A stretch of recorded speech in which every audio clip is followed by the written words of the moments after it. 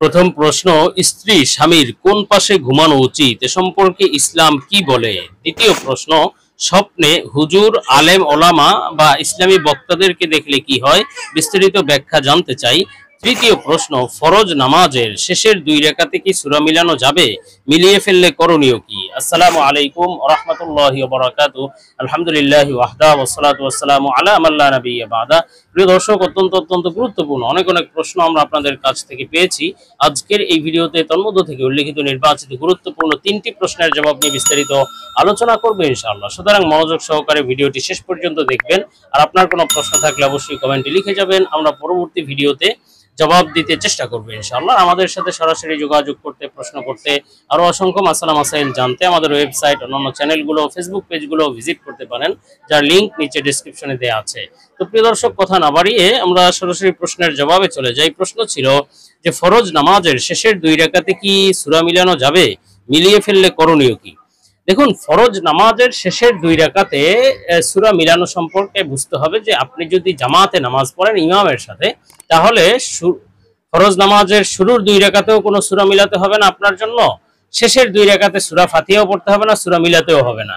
শুরুর 2 রাকাতেও কোনো সূরা ফাতিহাও নেই, সূরা মিলানোও নেই, বরং ইমামের কিরাত আপনার জন্য যথেষ্ট। ইমাম যেটা পড়ছেন সেটাই আপনার জন্য যথেষ্ট। মুক্তাদির আলাদা কোনো কিরাত পড়া জরুরি নয়। হাদিসে স্পষ্ট দিক নির্দেশনা রয়েছে ইমামের কিরাতই মুক্তাদির কিরাত। হ্যাঁ, কোনো কারণে যদি আপনি একাকী নামাজ পড়েন, অথবা মহিলাদের জন্য, তারা যেহেতু একাকী বাসায় বসে নামাজ পড়ে, তাদের জন্য বিধান কি? তাদের জন্য বিধান হলো যে প্রথম 2 রাকাতে সূরা ফাতিহাও পড়বে, সূরা ফাতিহার সাথে অন্য কোনো সূরাও মিলাবে। আর প্রথম 2 রাকাতের পরের রাকাতে, সেটা 1 রাকাত হতে পারে, মাগরিবের 3 রাকাতের 1 রাকাত হতে পারে, অথবা জোহর, আসর, এশার যে পরে আরো 2 রাকাত থাকবে, সেই 2 রাকাতে শুধুমাত্র সূরা ফাতিহা পড়া সুন্নাত। সূরা ফাতিহার সাথে কোনো সূরা মিলানো যাবে না, এটা খেলাফে সুন্নাত। অন্য কোনো সূরা মিলানো খেলাফে সুন্নাত বা মাকরুহ। ইচ্ছাকৃতভাবে যদি কেউ সূরা ফাতিহার সাথে অন্য কোনো সূরা মিলায়, তাহলে এটা মাকরুহ হবে, তবে নামাজ ভঙ্গ হবে না, নামাজ হয়ে যাবে। আর যদি কেউ অনিচ্ছায় বা ভুলে মিলিয়ে ফেলে, সূরা ফাতিহার সাথে আরেকটি সূরা মিলিয়ে ফেলেছে, তাহলে তার নামাজ হয়ে গিয়েছে, কোনো সমস্যা নেই, তার সিজদায়ে সাহু দিতে হবে না এবং মাকরুহ হবে না। আর ইচ্ছাকৃত করলে মাকরুহ হবে, কিন্তু নামাজ ভঙ্গ হয়ে যাবে না, নামাজ হয়ে যাবে।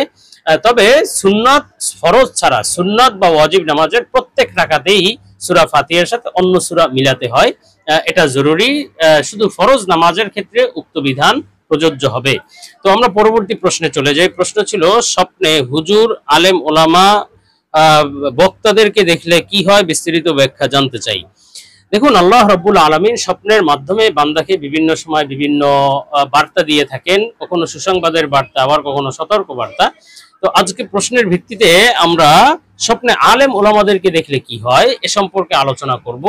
আর আল্লাহ তাআলা যদি এই স্বপ্নটি দেখান, তাহলে অবশ্যই এর সঠিক ব্যাখ্যা রয়েছে। আর সঠিক ব্যাখ্যা সম্পর্কে কিতাব হলো আল্লামা মুহাম্মদ ইবনে সিরিন রাহমাতুল্লাহ আলাইহির তাবিরুর রুইয়া কিতাব। আমরা সেখান থেকে আলোচনা করব স্বপ্নে আলেম ওলামা বা ইসলামিক স্কলারদেরকে, বক্তাদেরকে দেখলে, আল্লাহওয়ালা বুজুর্গদেরকে দেখলে কি ব্যাখ্যা হবে। তো হযরত মুহাম্মদ ইবনে সিরিন রাহমাতুল্লাহ আলাইহি বলেছেন, স্বপ্নে যদি কোনো আলেম ব্যক্তিকে দেখে, বা ফকিহ অথবা আল্লাহওয়ালা অথবা কোনো বক্তা, ইসলামিক স্কলার, হক্কানি আলেমদেরকে দেখলে, তাহলে এই স্বপ্নের ব্যাখ্যা হলো যে জীবনে সুখ শান্তি আসবে ইনশাআল্লাহ, আল্লাহ তাআলা সুখ শান্তি দান করবেন ইনশাআল্লাহ। বিশেষভাবে যদি কেউ নিজের এলাকায় আলেমদেরকে দেখে, অথবা তার নিজের দেশে বা নির্ধারিত কোনো জায়গায় যদি আলেমদেরকে দেখে, হক্কানি আলেমকে দেখে, তাহলে বুঝতে হবে ওই দেশে বা ওই এলাকায়, নিজের এলাকায় সুখ শান্তি বিরাজ করবে, দেশের সব মানুষ সুখী জীবন লাভ করবে ইনশাআল্লাহ, দেশে ফিতনা ফাসাদ বিপদ আপদ থাকবে না ইনশাআল্লাহ। আর স্বপ্নে যদি কোনো ব্যক্তি নিজেকে আলেম অবস্থায় দেখে, যে নিজেই আলেম বা নিজেই বড় কোনো বুজুর্গ ইসলামিক স্কলার, এমন দেখলে তাহলে দেখতে হবে যে যে স্বপ্নটি দেখেছে সে কোনো আলেম কিনা। যদি সে মূর্খ, অজ্ঞ হয়, আলেম নয়, তাহলে বুঝতে হবে এটি তার জন্য সতর্কবার্তা। মানুষ তাকে তিরস্কার করবে, অথবা তাকে নিয়ে হাসি মজাক করবে, এবং তার সম্মানহানি হতে পারে। তবে যদি কোনো আলেম ব্যক্তি নিজেকে স্বপ্নের মধ্যেও আলেম দেখে, তাহলে বুঝতে হবে তার ইলম আরো বৃদ্ধি পাবে, এবং মানুষকে সে দ্বীনের দাওয়াত বেশি বেশি দিতে পারবে, এবং কোরআন হাদিসের খেদমত আরো বেশি করতে পারবে ইনশাআল্লাহ। আর হযরত ইসমাইল আশাস রহমাতুল্লাহ, তিনিও বড় ইমাম, স্বপ্নের ব্যাখ্যার বড় বুজুর্গ ছিলেন। তিনি বলেছেন, স্বপ্নে যদি মানুষকে দ্বীন ইলম শিক্ষা করাতে দেখে, কোরআন হাদিসের শিক্ষা দিচ্ছে, মানুষকে আলেম বানাতে দেখলো স্বপ্নের মধ্যে, তাহলে যদি সে আলেম হয়ে থাকে তাহলে বুঝতে হবে তার ইজ্জত সম্মান বৃদ্ধি পাবে, আল্লাহ তাআলা তার মান মর্যাদা বাড়িয়ে দেবেন। কিন্তু যদি সে আলেম নয়, সাধারণ মানুষ হয়, তাহলে তার ব্যাখ্যা হবে যে মানুষ তার থেকে পলায়ন করবে, মানুষ তাকে ঘৃণা করবে, সে এমন কোনো নিকৃষ্ট কাজ করবে যার কারণে মানুষ তাকে এড়িয়ে চলবে বা পলায়ন করবে তার থেকে। আর হযরত জাফর সাদেক রহমতুল্লাহ আলাইহি বলেছেন, স্বপ্নে আলেমদেরকে দেখার বা হক্কানি বুজুর্গদেরকে দেখলে এর চারটি ব্যাখ্যা হয়। গুরুত্বপূর্ণ একটি ব্যাখ্যা হলো জীবনে সুখ শান্তি আসবে, আরেকটি ব্যাখ্যা হলো কল্যাণ বরকত আসবে জীবনে, আরেকটি ব্যাখ্যা হলো সম্পদ আসবে। এই সম্পদ হারামও হতে পারে, হালালও হতে পারে। যদি দেখে যে কোনো সে নিজে আলেম ব্যক্তি অথবা কোনো আলেম ব্যক্তি তাকে হাতিয়ে দিচ্ছে, তাহলে সম্পদ হালাল হওয়ার সম্ভাবনা।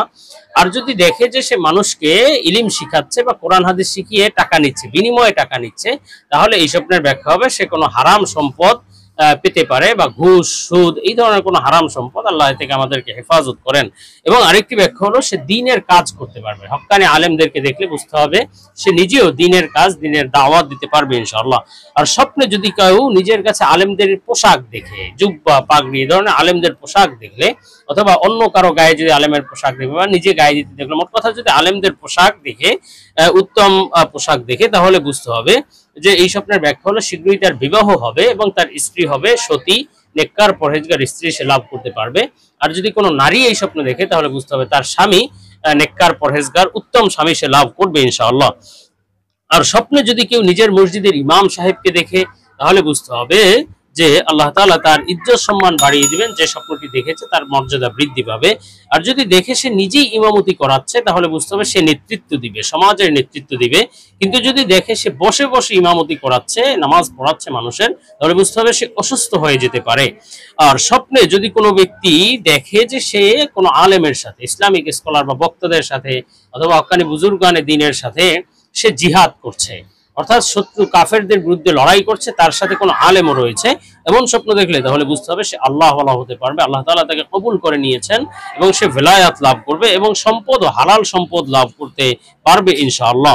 তো যাই হোক, আমরা এর পরবর্তী প্রশ্নে চলে যাই। প্রশ্ন ছিল যে স্ত্রী স্বামীর কোন পাশে ঘুমানো উচিত বা সুন্নত, এ সম্পর্কে ইসলাম কি বলে। দেখুন, স্ত্রী স্বামীর একথা প্রচলিত আছে সমাজে যে স্ত্রী বাম পাশে ঘুমাতে হবে, স্বামীর ডান পাশে ঘুমাতে হবে, অন্যথায় বিশেষ ক্ষতি হবে, অমঙ্গল হবে, সংসার নষ্ট হতে পারে, সংসারে শান্তি হবে না, এই ধরনের কথা বিভিন্ন শাস্ত্র বা হিন্দু শাস্ত্র থেকে বলা হয়ে থাকে। এই কথাগুলো মিথ্যা, বানোয়াট এবং ভ্রান্ত কথা। ইসলাম এ সম্পর্কে কোনো বাধ্যবাধকতা আরোপ করেনি, বিধিনিষেধ আরোপ করেনি বা কোনো সীমাবদ্ধতা দেয়নি, বরং যার যে পাশে ঘুমানো সুবিধা সে পাশেই ঘুমাতে পারে, অথবা কখনো এক পাশে কখনো অন্য পাশে ঘুমাতে পারে। এক্ষেত্রে কোনো বিধিনিষেধ আরোপ করা হবে না। স্ত্রীর যে পাশে নিরাপদ বোধ করবে বা নিরাপত্তা থাকবে সে পাশেই সে ঘুমাতে পারে। তবে ঘুমানোর ক্ষেত্রে একটি বিশেষ বিষয় লক্ষ্য রাখতে হবে, ঘুমানোর শুরুতে বা শোয়ার শুরুতে ডান পাশে ফিরে শোয়া এটি সুন্নত। সুতরাং স্বামী স্ত্রী উভয়ই শোয়ার সময় ডান পাশে শোয়া এটি সুন্নত হিসেবে পরিগণিত হবে। তবে পরবর্তীতে ঘুমের মধ্যে তারা অন্য পাশে পাশ ফিরলে তাতে কোনো সমস্যা নেই। তবে কে কোন পাশে শোবে এটা নিয়ে নির্ধারিত কোনো বিধান ইসলাম দেয়নি। সুতরাং এক্ষেত্রে কোনো বিধান সুন্নত হিসেবে অথবা উচিত হিসেবে, করণীয় হিসেবে নির্ধারণ করা যাবে না। তো প্রিয় দর্শক, আল্লাহ তাআলা আমাদেরকে বিষয়গুলো বুঝার ও আমলের তৌফিক দিন। আল্লাহুম্মা আমিন।